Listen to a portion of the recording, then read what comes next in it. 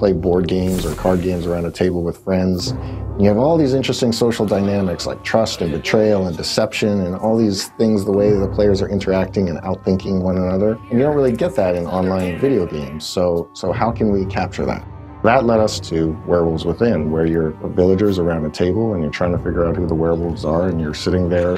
It's like playing a card game, but in a way that was never possible before VR. Werewolves Within is set in the village of Galveston, and Galveston has a bit of a problem. It is infested with werewolves.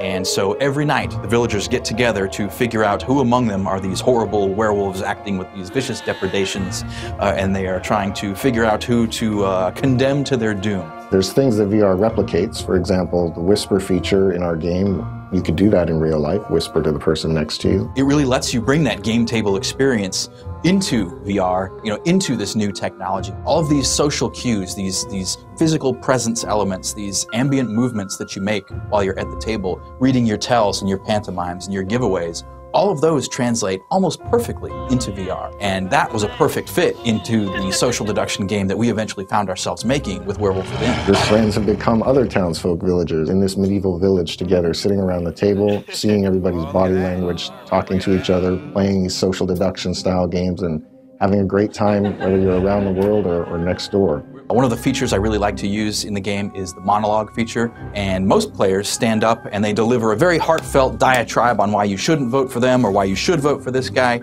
Usually I like to use it just to shut everyone up, and I'll cross my arms, standing up silently, and just shake my head in disapproval. At Red Storm, there's a long multiplayer history here. We've done a lot of different types of multiplayer games, and what VR brings to us now, a new way to let players interact with each other. So Werewolves Within is this social around the table experience that's very discussion and personality based. But we're working on things that give other types of player interaction in VR, and we have a lot of exciting ideas and expect a lot of great things to come out of here in the next few years.